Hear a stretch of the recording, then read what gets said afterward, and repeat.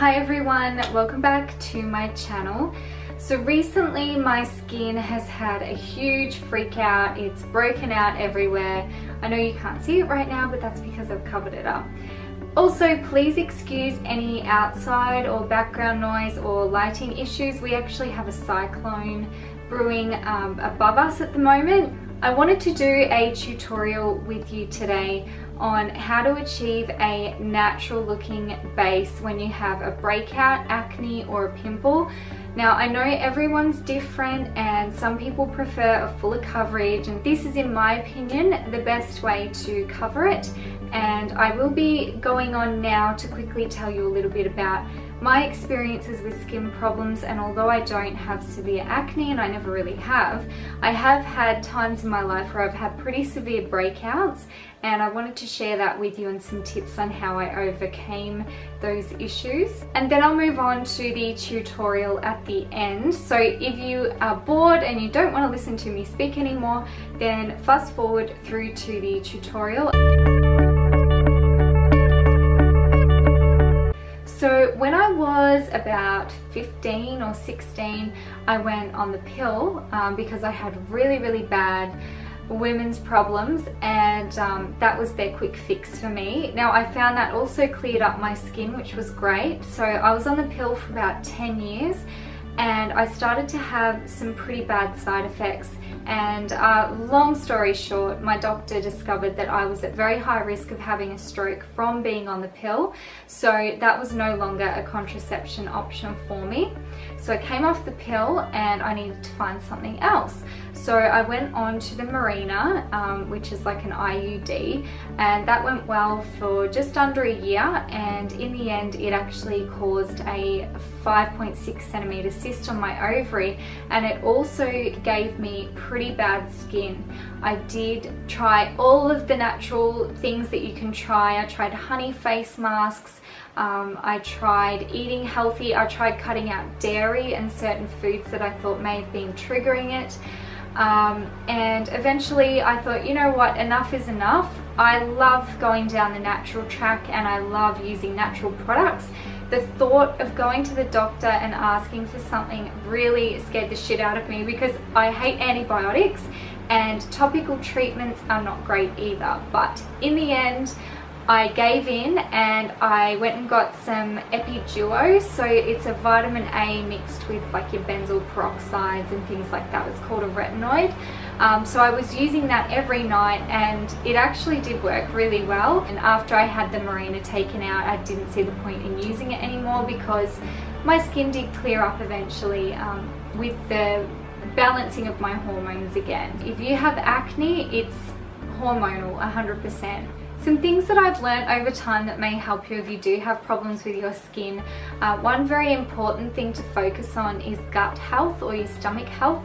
If your body is constantly focusing on digesting food and all the crap that you put into your body, it's not going to have time to focus on repairing your skin. Diet is important in general anyway. Everyone should be, you know, living a healthy lifestyle regardless. I don't think diet gives you acne. I think a poor diet may give you an extra couple of pimples and may not help your acne situation, but I think overall, you know, I did experiment personally. I found it didn't help. I cut out milk, I cut out dairy, and a few other things I experimented with, and it did shit all. It did not work. So in my opinion, diet is not the cause or the cure for acne. If you have acne, then you most likely have oily skin because your skin is overproducing sebum, which is what's causing your blocked pores mixed with the bacteria. So it's a misconception that oily skin doesn't need moisture. If you don't apply moisturizer, then your skin will actually overcompensate and produce more oil, and it won't help the problem. So if you have oily skin, moisturize. When it comes to squeezing pimples, I'm the worst. I'm not going to tell you not to squeeze pimples because everyone does it, and I go into like a coma or a trance with it. I get like this close to the mirror and I'm like, oh my god, and I just go to town. So I'm not going to tell you not to, but I have learned over time to only squeeze if you can see a definite opening or a head. Ew, that sounds gross. I can't believe I'm talking about all this stuff like I'm just chatting away about pimples and gross stuff. My last piece of advice for you if you do have skin problems is to not wait. You know, if you want to experiment a little bit with some skincare products and, you know, your diet or eliminating some foods, if you think that may be causing it for you, then go right ahead. But at the end of the day, you have to wear your skin every day, and it makes you feel like shit when you have constant pimples. So don't wait, go and see your doctor or a dermatologist, because at the end of the day, they're the only things that will fix it. As you can see, I just got out of the shower. I'm looking real sexy with my hair slicked back and my pimples on my face. My preferred method for applying foundation for a flawless look when you have a big breakout or if you have acne is a beauty blender. So I'm using the Real Techniques beauty blender, and this is actually clean. I know it looks dirty and disgusting, but it's just really stained. One thing to remember when you're using a beauty blender is it needs to be damp, but not to the point where it's dripping wet, because if you go to apply foundation and your beauty blender still has a lot of moisture coming out of it, it's just going to make your foundation look all patchy and won't look even and flawless, which is what we want to achieve. So I'm starting off by applying the foundation in any problem areas that I have, and then we can blend it out as we go. In general, you want to start in the middle of your face and blend outwards with most foundation routines. But if you have acne or a breakout on your cheeks, it is best to start on the areas that are of most problem for you. So you can start on the cheeks and bring it in to blend it out, and that way you'll get the most coverage on the problem areas. Another reason why I love beauty blenders for blemish prone skin over a brush is because while you can get a good result with brushes, they do obviously irritate your skin as you're dragging them across your face. So if you have really sore pimples, or if you have any dry skin on a blemish that you might have picked at, then the brush is just going to irritate that area and increase the redness again. Beauty blenders are great for under the eye area as well, not only because they're obviously gentle because you're using a light dabbing motion, but because they have a little bit of moisture in them. You're not going to get any dry areas underneath your eyes. It'll give you a nice glow and provide you with a little bit of hydration as well underneath there. There must be an aeroplane coming over right now, or a truck. Shut up! Shut up! Get out of here, Thermo King.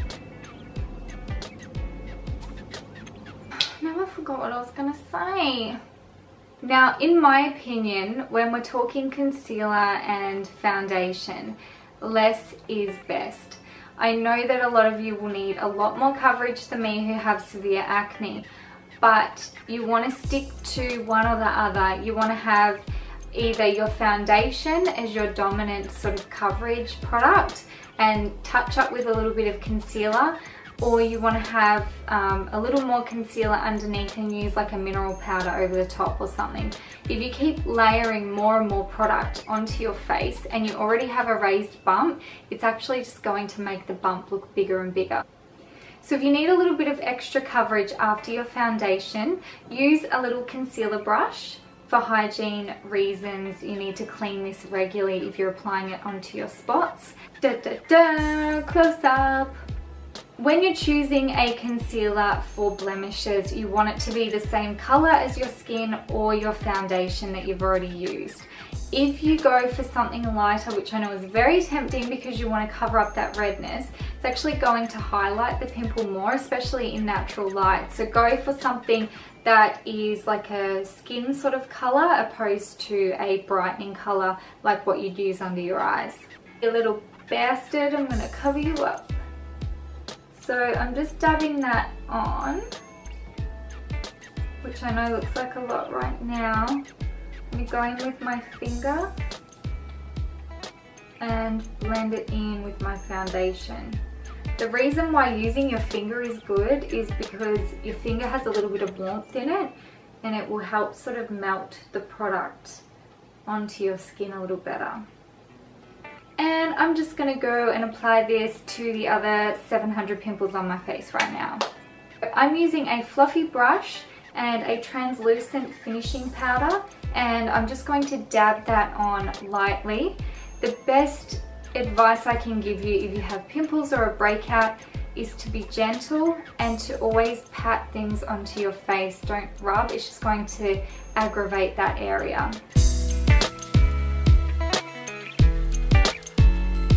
If you do want to add some bronzer or blush and you do have pimples or acne around your cheek area, it's best again to pat that on. So either invest in a stippling brush, or you could even use a cream blush that's not too oily using a sponge and just dabbing that on again. Okay, so that is the end of my video today. I really hope I've been helpful for you guys. My tips and how I apply my makeup is what has worked best for me. I'm not saying it will necessarily work for everyone, but I hope even if I've helped 1 or 2 people, then I will be super happy. So thank you so much for watching. If you did like my video, please thumbs up and leave a comment below if you have any questions or if you want to tell me about your experiences with skin problems and how you've dealt with them. Thanks again for watching, and I'll see you in my next video. Bye!